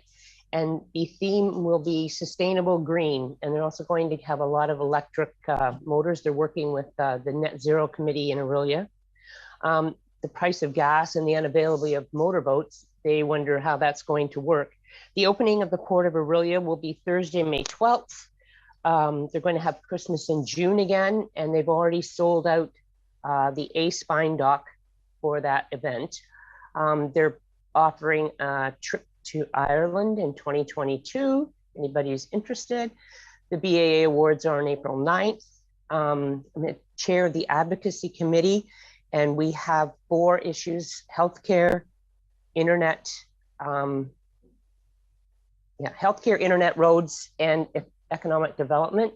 The healthcare is very important because, as Member Besworth said, we have doctor shortages, our hospital is older, and we need to help push to get a new hospital in Aurelia, which probably would very much help bringing in doctors to a new hospital compared to an older one. The internet, Rob Kuster's dealing with that. He's looking into the SWIFT and what's going on. And roads is that they want to push Highway 12, an improvement for it, as an alternate route to come from the GTA area to Aurelia, and then off towards Collingwood. And economic development hinges on all those 3. The only other one was, we have a Friday morning meeting at on Zoom with a community update, which we've been having. And and I jumped in the water at the Severn Winterfest for mental health, and it was cold, but it was worth every cold of it. Mike had to jump in twice. Well, that was his choice. I was just once. Okay, I just have 2 questions. That advocacy committee, do they talk about human trafficking on there at all? No, because we're advocating for the chamber and the businesses. Yeah, so it's a different, it's an advocacy, but only for we're trying to advocate for the chamber members and the businesses to improve our area. Okay, then that Highway 12, when you talk about getting support there, what about Highway 12 from that goes from Highway 11 through Atherley? That's what we're talking about. That's the bypass. It's Highway 12, from Whitby straight right through to Highway 11. Yeah, so because that's a clog. But you'd mentioned Collingwood, and I know. No, eventually, sorry. I know for years they've been trying to push that one through Aurelia because it's horrible. Yeah, but the whole idea was we start there, and the dream is that transportation will come up through there with a fix the road, and then it will eventually increase to get over towards that area. So that's just what they had as a thought, was start from 12 up to Aurelia, and then move, once you're in Aurelia, the people who are coming through, like all the businesses, that's what they're trying to get, as tourists and people to come that way, and that takes the congestion off 400. Okay, any other questions for Member Cox? No, I'm fine, thank you. Thank you very much. Member Taylor. Okay, thank you through the chair. 3 items. The Bachelor Community Heritage Center. During the shutdown, we actually have replaced the memory tree that was standing in the corner, and we've had a new memory tree painted on the wall. So now the maple leaves that were hanging from the branches are going to be stuck onto the walls there. So hoping there'll be some kind of a celebration it looks great in the corner, and we've been busy during the shutdown there. At the Cowater Mill, just another reminder that the grand opening of the 2nd floor is scheduled for Sunday, June the 12th from 1 to 4, and we'll invite all of council to come to that. It's going to be a big do there. And Seg Bay Chamber of Commerce, the bridge reopening celebration is set for Saturday, June the 11th, the day before the one in Coldwater. So it should be a fun weekend at the Taylor House. So that's all I've got. Any questions? I'm open to them. Thank you. So just one comment, your new tree in the hall, you're going to have a celebration for something new. Maybe you might get some new names on there too. Yeah, right. We have lost a few, and just I think I'd mentioned before that we had through Jane and Wendy Oakley, we've recovered a Dr. Hall portrait picture there, and so I think we're going to do some kind of a Dr. Hall baby celebration at the same time. I know out of all of our 9 kids from the Taylors were all delivered by Dr. Hall, I guess, prior to Dr. Brown coming on board there, but it's kind of exciting there. So Wendy and Dr. Stone's office contacted me wanting to know what they should do with this Dr. Hall picture. And I said, well, give it to me. Don't throw it away. Let's do something with it. And that's what we decided to do. And I know Mark tried to get it out of our house here several times, but Garfield was in love with it and thought we should hang it in our house. Anyway, it's going to the Matchedash Hall, and Mark finally got a chance to take it away. Any other questions for Mark? Okay, thanks for your update. Member Briquette, if you can do yours. Thank you, through you, Madam Chair. So the water was cold, and yeah, it was very cold. So I talked to Chad, and there was actually 2,500 people that had come through the gate. So at $10 each, good for them. Great day for them. He tells me people came from as far away as Sault Ste. Marie, so good for Otis Park. Yesterday at the county, we had a tax consultant, Mr. Peter Fries, who told us that the province probably wouldn't look at reassessing until the year 2023.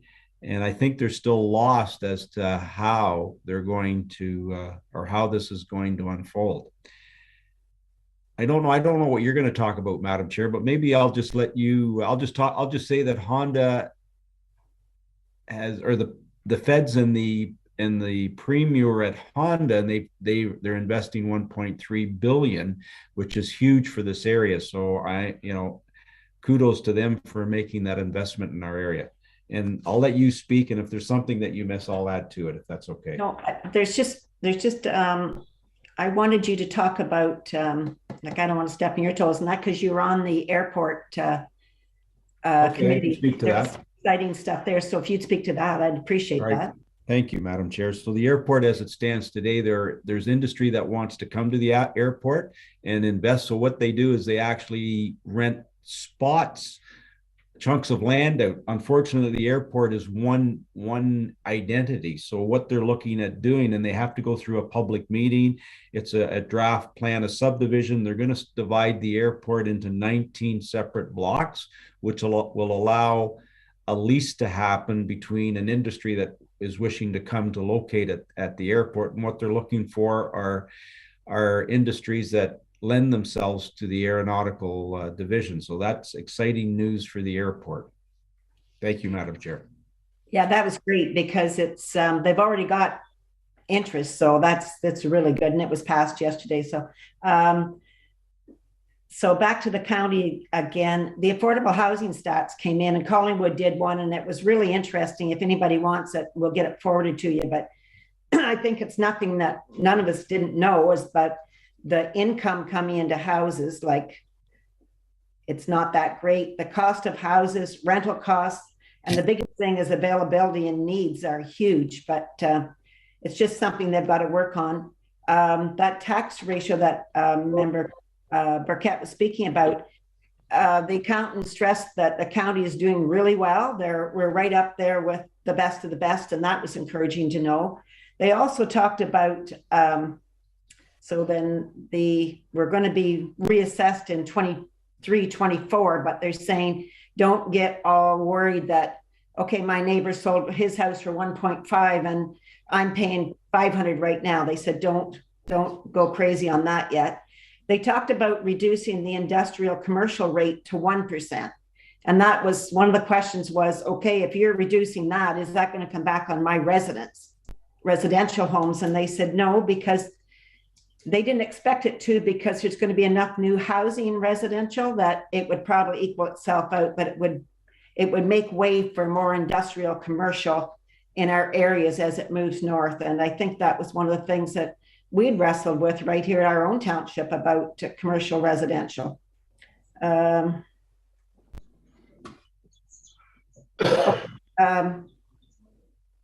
They talked about short-term rentals, and they're talking about making it, instead of being called a residential lot. Clearview spoke about these places are no longer residential, they're like private resorts. So they will probably have to be rezoned, or they're looking for it to be rezoned as a private resort. Some of the ones in Clearview are getting $35,000 to $50,000 a week, and you can't call that a residential. So that was that's being talked about. I sit on the tourism, culture, and sport. It passed yesterday that there'd be $300,000 to go into that. We've had over 100 applications with over $1 million in asks. So there's going to be a lot of people that aren't going to get what they asked for, but that's going to be brought up at the end of the month. I know the other thing. I was quite vocal when we talked about that. Let's get rolling with these new carts and everything. And we were, no, don't worry. They're accessible. Nobody will have a problem with them. They're wonderful. Well, now they're finding out, A, they're not accessible, and B, there is a problem. So it's going to cost the county between $80,000 and $100,000. You have to have a doctor's report or a letter signed by somebody in authority that says, I can't get my cart down that road. A truck is going to come to the end of your laneway. They're going to walk up and take your garbage out of there for you, because by 2025, we have to be accessible, and these are not. So I'm glad that they've recognized that and they're moving forward with that. Further to that, the library board. So we're moving forward with being open, but the plastic screen between the customers or the members and our staff will stay up. And they're second guessing right now whether the computers will be open and available to be used, because they would have to be, and if we decide to do that, they will have to be wiped down after everyone's used it. So, but the library continues to do well with our residents. We have some new members from Ormadoni, which is always positive. And the budget process came up, and we decided to leave it as it is with Ormadoni for this year, because of the COVID and everything. We need to get up and running another year. The BIA, it's just moving along. Committees are doing each what they're supposed to do on that. And looks like we're going to have a great summer in the village of Coldwater with the BIA. So if there's no questions, we can move along. Anything? Member Burkett. Thank you, Madam Chair. I just wanted to add that at the county, it doesn't look like, and I have asked the question if we as a council would be back in council chambers, and it doesn't look like it's going to happen for our term here. Also, the majority of county staff are still going to be working from home. They didn't give me numbers as to how many were going to be in the building, but it doesn't look like there's going to be many. It's going to be a work from home policy. I just wanted to also add, we spoke yesterday about the homeless people that are within our county, and they did a survey for two days. They interviewed 500 people that were homeless, and it's sad when you think about it. The county has 6 emergency shelters throughout the county to help people that are struggling. Those are just my comments. Thank you. Doug Measures did a poll in our first 15 minutes online, wondering who was going back into chambers, and it looked like, I mean, it was just a straw poll. It looked like most of them were going to go back in. So, Member Cox. Yeah, I forgot to tell you too that Carmen did a update on COVID in Aurelia Hospital, and with their testing they're doing, and they're only testing healthcare workers, people who have compromised. So far, our numbers are very high. It's 1 in 4 people. So we need to still be wary, said. So just, Judith, I don't know if Member Cox, sorry. you hear on the news all the time is like, well, it was COVID related. And I hear from nurses like, yeah, but these were elderly people that were compromised in other ways. So I don't know. And then they say, oh, well, these reports were from 2 weeks ago. But it never seems to be an update as like, don't tell me today that 20 people died last month. Like they're all just all over the place all the time. Does Carmen ever comment on that? Yes, he did. The problem is that we aren't doing the testing like we used to, so we're not getting valid numbers. The testing has been stopped. The school children's numbers have been pulled. He's going on how many people he has in his hospital, and the only ones that were tested were people that, like I said, healthcare workers. And their biggest issue is his healthcare workers drop like flies because their children go to school. They get it, they come home with it, and then it just goes ping, ping, ping, ping, ping along the way. And that is where the largest number is coming from right now. And that's what he said. But the biggest issue is we aren't testing like we were, so we don't have the numbers anymore. So I have one interesting comment. It happened twice.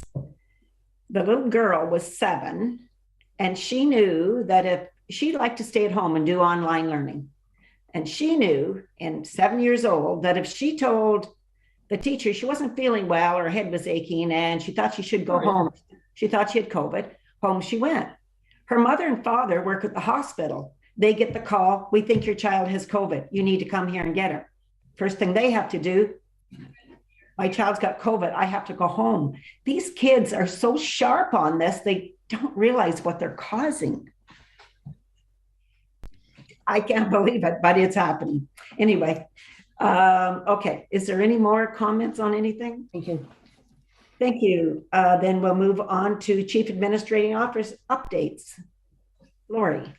Thank you. I think I'll follow on the COVID topic. So all the restrictions have been lifted at the office. The public is welcome in. The doors are open. That being said, I've never had more staff out with COVID, including myself. So COVID is definitely circulating. I haven't been in the office because I've been home isolating, but I understand from Michelle that most staff are still wearing their mask around the office. So I would ask if councillors are in that you respect that. We're not convinced that it's over right now, and definitely more people that I know personally, and both in the office and in my personal life have COVID right now and are testing positive on the rapid test. So there is a lot happening right now. That being said, we are welcoming the public in the office. We are going to keep the plexiglass up for some time. And when we get to office renovations, we hope to put something more permanent in there, because I don't know that COVID's ever going to go away, or if it does, then there'll be something next. So I think the way the world is doing business has changed. Sorry. Excuse me. I think that's probably it for now, as I need to turn my... Okay, so I just have a couple of questions for you. Go ahead, Member Taylor. I don't know whether it's through Lori and or if Allison can jump in. Any crystal ball on in-person council meetings? Allison. Thank you. I'll field this one. So we, for the most part, what's been hindering us is I've been waiting on a piece of technology, which we just got late last week. So David and I have a test run to do early next week. And then we need to do some trials, which we'll do with staff, because it will look drastically different than what council's used to when they're in chambers, being the new microphone system, the streaming and everything. So we're hoping for May, but I can't guarantee that. We need to do some serious testing before we set ourselves up to make sure that we can do it properly, because now that we're streaming, we need to maintain that when we go back. So we do want to make sure that we do it right, and we only have to do it once. So bear with us while we test out our new system and get all the pieces in place. We will bring council in for a mock trial practice session, because it will be a different operation once we're back in chambers with microphone operations and such than what you're used to. So bear with us, it's coming. We're working as fast as we can on it, but we were very much waiting for a piece of technology, which, like much of the technology world, has been back ordered. So we just got it, and we're going to start working with it this next week. Thank you. Member Cox, you had your card up? Yeah, through the chair to Allison. Are you putting, pardon? You're good. Through the chair to Allison. Are you having, what? We can hear you. On mute. We can hear you. We can hear you. Oh, well, I didn't know. Okay. Through the chair to Allison. Are you putting any air quality, like HEPA in there? If you can't have the windows open, because I would feel very much more comfortable if there was better air circulation. We can certainly look into that. Okay. Thank you. Thank you. So I went to Costco yesterday, and I will continue to use my mask wherever I go. Mm-hmm. I don't care if I get strange looks or not. Lori, can we as a township not request that people wear masks when they come into our building? My understanding that stores can ask that you keep your mask on. So why can't we request that? Oh, that's a hard one. I don't know the answer to that. We're a public service, so it would be hard not to follow the provincial rules, which don't require masking. You're right. Some stores have it, some don't. We'll leave that to the EOC to talk about, and I'll talk to Dr. Gardner about that. It isn't something that I had thought about, so I don't have an answer for you right this minute. I would appreciate you doing that, because I don't think if we have the right to do it and it's for our staff, I know they have screens, but still, I don't think it would be unreasonable to ask for people to have a mask on. Like, say, when I was at Costco yesterday, I bet you 95% of the people were still wearing masks. There was the odd, because I was paying attention to that, and there was not that many people without them. Yeah, I haven't been out since the mask mandate lifted, because I'm home with my own isolation issues. Well, I'd appreciate you ask that. And even when we go back into council, I can't see why, if we don't want to sit there, why we can't wear a mask. It's a personal thing then, I think. Certainly everyone can choose to wear a mask. It's whether we can, because we're a public service and we don't typically have the ability to refuse service. So because it's not a provincial mandate anymore, I'm just not sure the legalities of that, but it's a good question and we will definitely look into it. Would you let me know, would you let all of us know just by an email once you find out with that, please? Member Cox? Yeah, through the chair, there are schools that are doing it, and I know that there are people who are upset at the school saying we're doing this till the end of April for sure, because of course they're waiting for the big blast from the March break, and then of course then comes Easter, so we'll see what happens. At the same token, the schools that are doing it are getting in trouble from the province. Yes, they are doing it because they're doing it without a health unit mandate. Yeah. So it's tricky. And because I haven't been in the office, I couldn't tell you if people are approaching the counter with masks on or not. But we'll keep an eye on that. I can't see anybody being really disrespectful. Maybe 1 out of 10, and then you let them go away with it. But I think most people would be respectful towards staff in the community. Who knows? Okay, do we need any motions there, Alison, or will we just continue to close? Just keep on going. Okay, I need a motion to adjourn. Just a motion that this meeting be now adjourned at 11:04 a.m. Okay, moved by Member Stevens, seconded by, nobody wants to go? Okay, Member Briquette. All in favor? That's carried. Have a good day. Stay safe and watch those.